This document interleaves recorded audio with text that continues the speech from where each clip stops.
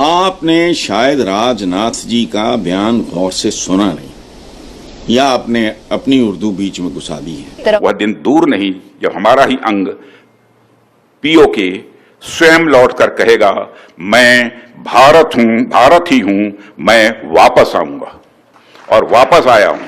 तरफ भारत में ही बीजेपी हुकूमत के अहम वुज़रा पाकिस्तान के खिलाफ सरेआम धमकियों पर उतर आए। आजाद कश्मीर पर हमले की धमकियां दी जाने लगी। भारतीय वजीर दिफा राजनाथ सिंह ने स्टेटमेंट दी है कि से मुत्तसिल 4 रियासतों में आज शाम से जंगी मशकें शुरू करने का ऐलान किया है और इन जंगी मशकों के लिए इन 4 रियासतों में जंग के दौरान जो खतरे के तौर पर बजाए जाते हैं ना जंगी सायरन, वो बजाए जाएंगे।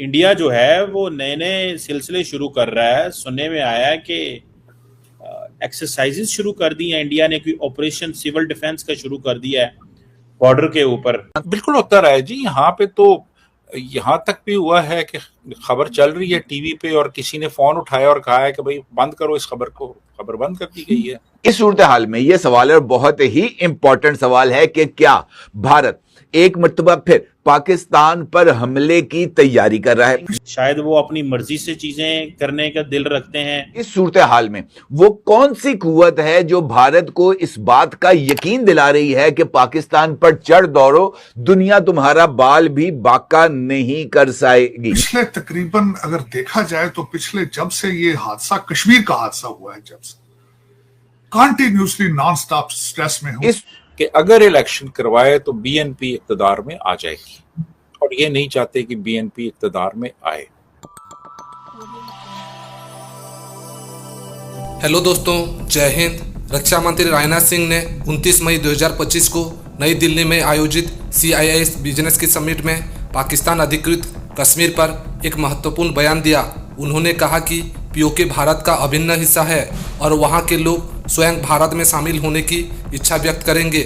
उन्होंने विश्वास जताया कि पीओके के लोग आत्मा की आवाज़ सुनकर भारत की मुख्यधारा में लौटेंगे। राजनाथ सिंह ने यह भी स्पष्ट कर दिया कि भारत और पाकिस्तान के बीच भविष्य में कोई भी संवाद केवल 2 मुद्दों पर केंद्रित होगा, आतंकवाद और पीओके।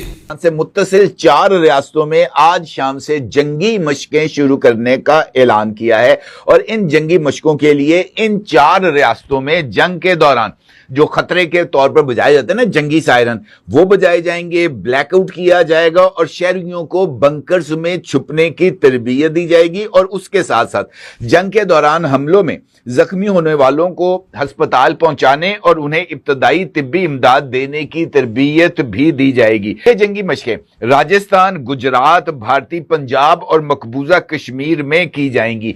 इस सूरत हाल में यह सवाल है, बहुत ही इंपॉर्टेंट सवाल है कि क्या भारत एक मर्तबा फिर पाकिस्तान पर हमले की तैयारी कर रहा है। यह सवाल भी बहुत ज्यादा अहमियत का हामिल है कि क्या भारत एक मर्तबा फिर पाकिस्तान पर जारहियत के लिए आलमी दुनिया को कायल कर सकेगा। इस सूरत हाल में वो कौन सी कुव्वत है जो भारत को इस बात का यकीन दिला रही है कि पाकिस्तान पर चढ़ दौड़ो, दुनिया तुम्हारा बाल भी बाका नहीं कर सकेगी। बिल्कुल होता रहा है जी। यहाँ पे तो यहाँ तक भी हुआ है कि खबर चल रही है टीवी पे और किसी ने फोन उठाया और कहा है कि भाई बंद करो इस खबर को, खबर बंद कर दी गई है।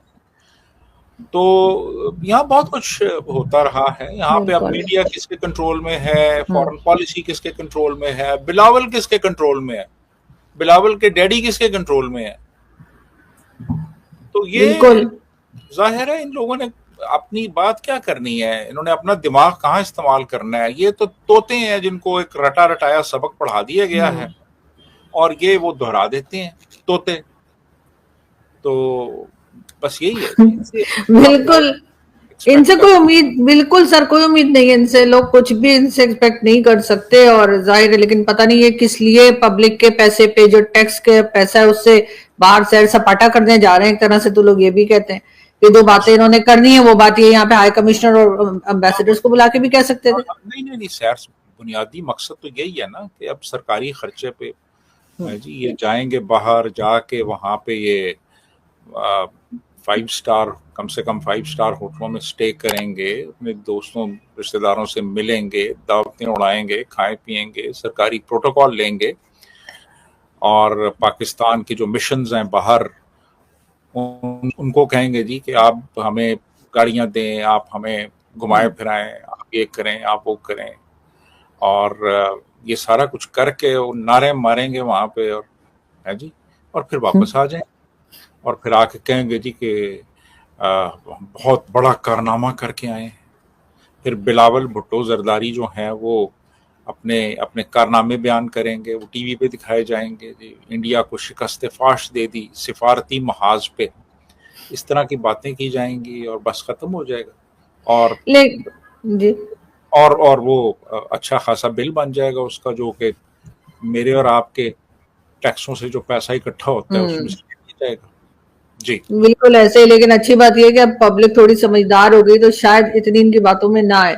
लेकिन सर, बात अगर हम करें बांग्लादेश की, बांग्लादेश के लिए कहा जा रहा है कि ये इलेक्शंस करवाए जाएं। जो मोहम्मद यूनुस साहब हैं, उन्होंने बीच में रिजाइन करने का भी कह दिया था कि जी अगर किसी को मैं पसंद नहीं तो रिजाइन कर देता हूँ। बांग्लादेश के हालात आप कैसे देखते हैं? आपको लगता है कि वहां पर जो उस वक्त सिचुएशन है वो कुछ बेहतरी की तरफ जाएगी, या आपको लग रहा है कि नहीं, इलेक्शंस नहीं हो पाएंगे? देखिए जी, बांग्लादेश की सूरत हाल बहुत क्रिटिकल है इस वक्त। एक इंतहाई कमज़ोर गवर्नमेंट है, गालिबन बेख्तियार भी है,